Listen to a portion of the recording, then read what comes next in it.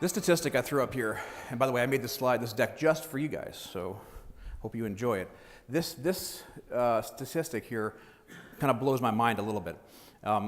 If you look at the actual cost of a breach, it's around $220-ish. This is a couple years old, so maybe it's a little bit higher now, per record. And you think, okay, that's not that bad, $220. Well, if you think about Target, 40 million records, and you do the math, what does that add up to? Now you're talking in the billions, north of $8 billion for notification costs, legal fees, sanctions, reputation hit, revenue hit, all these things that go into, if it was a bank, it would be game over.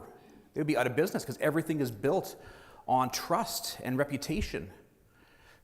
And so some people say, well, we're a small business, we're an SMB type business. We have nothing that anybody could possibly want. So why should we worry about cybersecurity?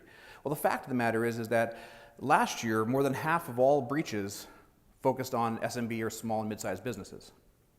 More than half. And a good chunk of those didn't survive. The cost for a breach on average is $7 million. If you're making $20 million, that's a lot of money. We did a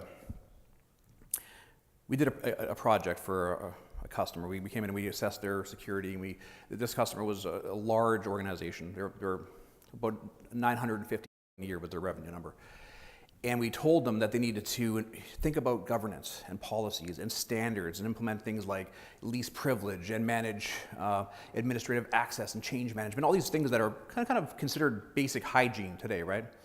And they thought, well, we don't have anything that anybody would want, so we're not going to invest in that. That's too much work. And they just said, we're not going to worry about that.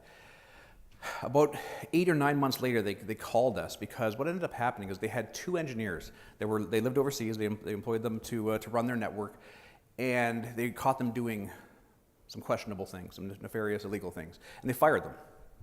That weekend, somebody noticed that the email they hadn't gotten an email, and the website was down. So they called IT. And they said, well, these things are down. So they checked it. And what ended up happening is somebody had logged into their network, gone to the heart of their data center, and deleted all their file servers, all their VMs, all their domain controllers, all their routers, their switches, their firewall, and everything in their DMZ, and walked out of the network and deleted everything. Everything. And so they responded, and they performed triage and got the network back up and running by about Thursday of that week. And of course, they restored everything the same way. So all the remote access, all the user accounts were still the same. And that weekend, the same thing happened. Everything was deleted from the heart of the data center out. So they scrambled again, and they started restoring stuff. And by about Tuesday, they were almost up, and they were restoring over here, and things were getting deleted over here. And then they would restore over here, and things were deleted over here. And it was this game of cat and mouse, back and forth. This company is hemorrhaging $20 million a week, and their customers can't perform business as a result of them. They lost more than half of their customers. They called us, we performed triage, locked out the people that were doing this, and I'm sure you can guess who those people were. They were the 2 engineers that they had fired because they didn't have visibility into their network to see what was going on, change management, control over administrative access. Everybody had root and SA and administrative access and domain admin privileges to everything. That's the company that didn't have anything to steal, nothing important. About a month and a half, 2 months later, they filed Chapter 11. Big company.